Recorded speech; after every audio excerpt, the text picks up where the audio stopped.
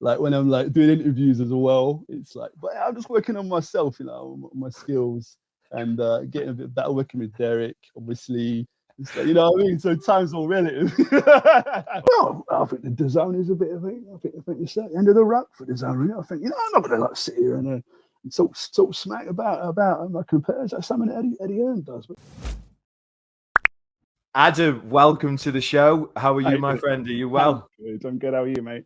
I'm really good. So, Adam, Hi. What a talented young man. What?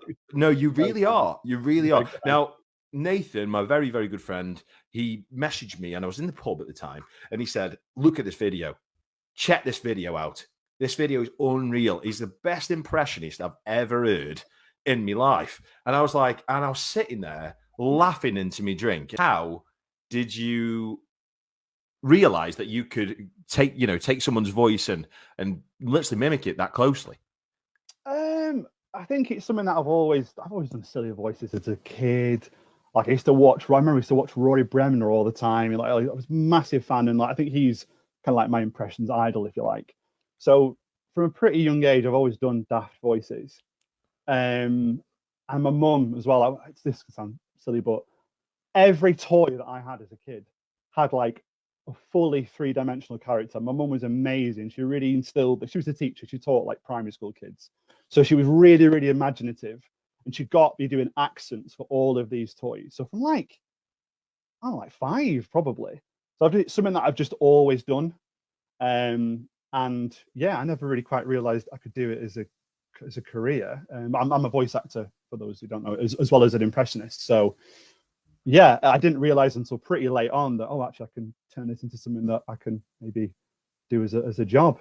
When you were listening to like a celebrity, because you do Boris Johnson, you do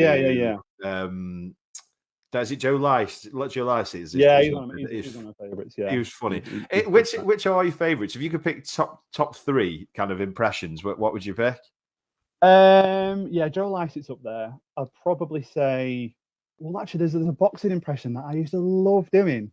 And I kind of can't do it now because he's not really involved in boxing anymore. But it's Glenn McCrory. I used to love doing Glenn McCrory. Go on, stick us a bit of McCrory. You are really good at that. You know what I mean? I fought, obviously, like when I fought, I was that time that I fought Mike, and he had these hard hands, and I walked in and I had like these pumps, and he was trying to knock me out, but my shorts kept falling down, and he just couldn't. He was just laughing so much. I just loved it. The one that I liked the most, one of the ones I really liked the most was Bear Grylls. You are so good at Bear Grylls. Yeah, he's the one that's kind of. I started doing some ones on TikTok of him, and he's an absolute dream from an impersonator's point of view, just because he's got a really, really, really steady pattern to the way that he speaks.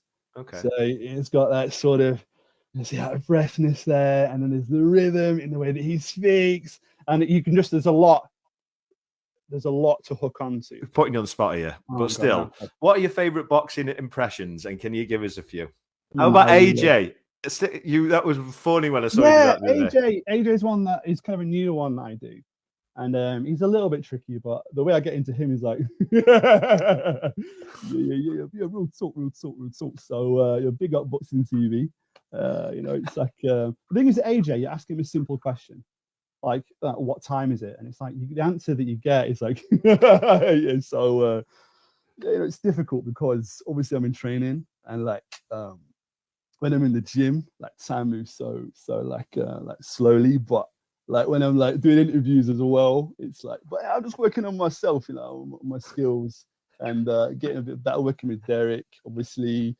It's like, you know what I mean? So time's all relative. Your Frank Warren is absolutely like you're sitting next to Frank Warren. Yeah, go on, ask me a question, man. Okay. So, what's the best then? What do you think's the best? Your Queensbury BT, or what do you think of the Zone?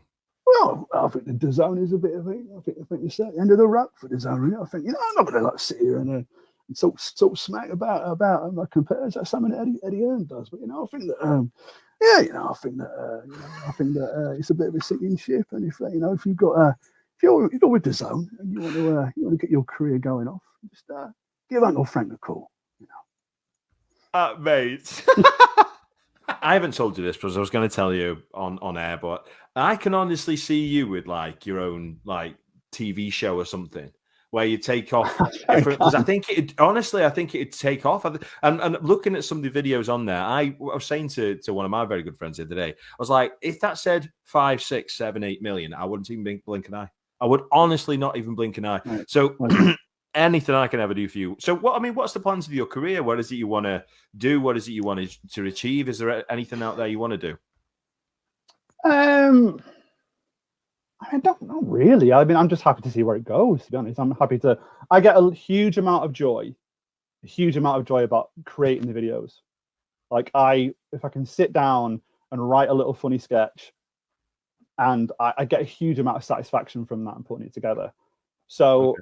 I just want to continue doing that. And if people like it, great. Yes, it'd be great to appear on shows and do impressions and meet the people that'd be fantastic.